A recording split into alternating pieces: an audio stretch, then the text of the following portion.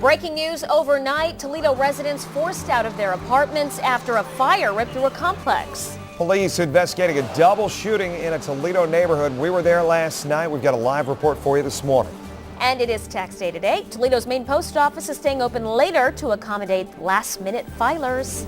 Live from Toledo, this is 13 ABC Action News in digital widescreen.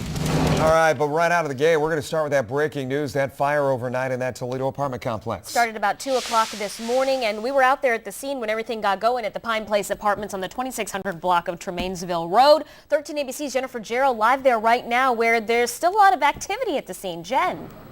Still a lot of activity, but we do want to let you know fire crews out here on scene tell us no one was hurt in this fire. But take a look behind me. You can see the fire was contained to this building right here, and they say that it started sometime around 2 a.m. somewhere in the middle of that building. They're not sure exactly what apartment. They tell us that the damage is mostly in the center portion of the building. Then the units on the edges have mostly smoke and water damage, but everyone was able to get out safely. We spoke with the assistant fire chief a little bit ago, and he tells us they cannot confirm if the apartment complex had working smoke detectors. They're still looking into that, but we did talk to one resident, and she tells us how she got out of her apartment. When we first came home, at first we just smelled the smoke, but we thought it was downstairs, and we thought they were cooking.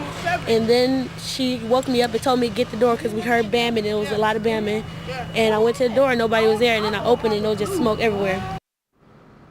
Now, all 36 units in this building have some type of damage. We're told Red Cross is on scene to assist the displaced residents and also the firefighters. Several crews out here, and they've been out here since about 2 a.m.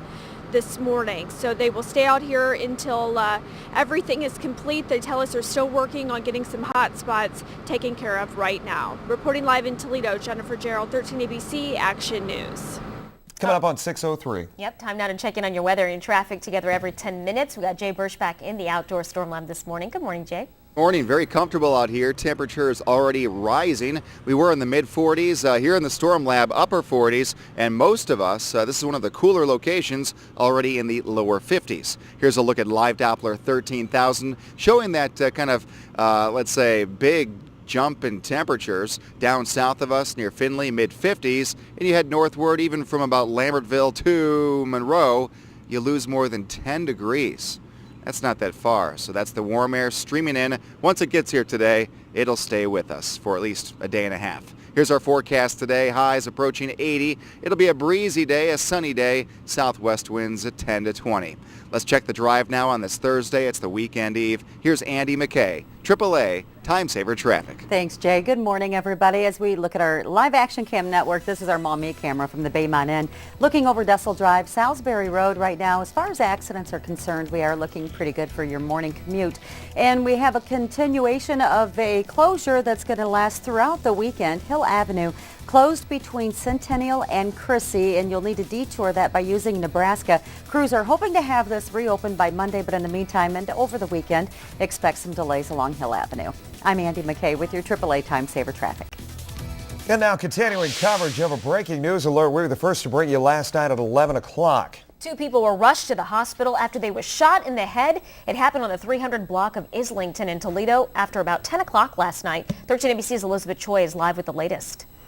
Well, Sasha, those 2 victims, they're recovering here at Mercy St. V's Hospital, but according to police, it doesn't look good for them. It all happened along Islington. Police tell us 1 victim was found on the 300 block of Islington, shot in the head. A second victim was found not far away on the 2500 block of Brentwood, also suffering from a gunshot wound to the head. Both victims were taken here to Mercy St. V's in critical condition. Police say it could have started after 2 groups opened fire on each other. The gang unit was on the scene. Now the names of those involved have not yet been released. We'll continue to follow this story and bring you the latest as it becomes available. Reporting live in Toledo, Elizabeth Choi, 13 ABC Action News. All right, 6:05 right now. The search is underway for a man who allegedly assaulted a student at BGSU. Police are looking for John J. McCullough, who also goes by the name John J. Bates. Investigators say he is wanted for the alleged sexual assault of a female student in the McDonald Residence Hall earlier this month. He's about 6'5", 200 pounds. His last known address was in Willoughby, Ohio. If you have any information, please contact BGSU Police. The number on your screen, 419-372-2346.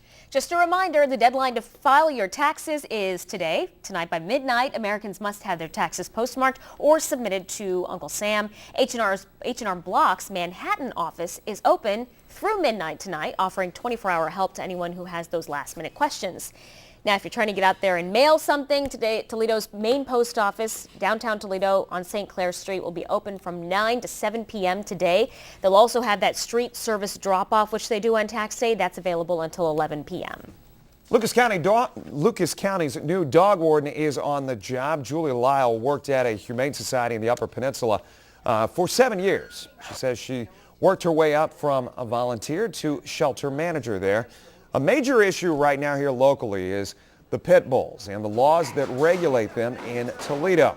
Lyle says as of now, euthanasia for any pit bull over 3 months old who is not reclaimed by the owner will continue. But she does believe dogs should be judged on behavior, not just breed.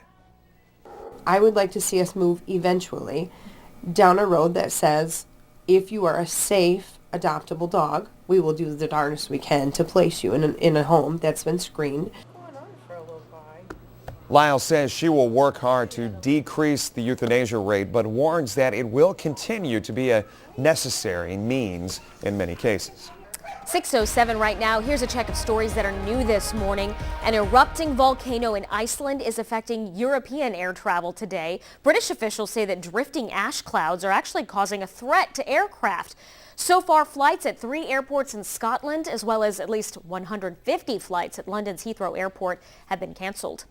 A new report says that banks are getting through the backlog of troubled home loans much faster.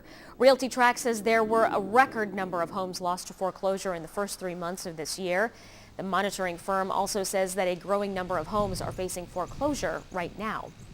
Rescue crews and equipment are fast arriving in western China after strong earthquakes killed more than 600 people and injured thousands of others yesterday. The series of quakes destroyed buildings across a remote area, possibly trapping many victims in the rubble. Local officials say 85% of the buildings in that area are destroyed. Well, the state of Michigan still holds the nation's highest jobless rate. Michigan's seasonally adjusted jobless rate for March was 14.1%. It is the same mark the Wolverine State saw in February. However, it is 1.5 percentage points higher than in March of last year.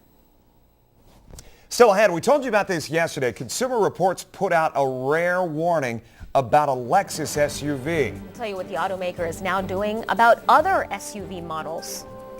Good morning, 6:09. If you suffer from allergies, an update on pollen counts. Also, just how warm will it get today? The answer, your forecast, next. You're watching Jeff Smith, Sasha Bray, Jay Birchbach, and Andy McKay. This is 13 ABC Action News, now in digital widescreen.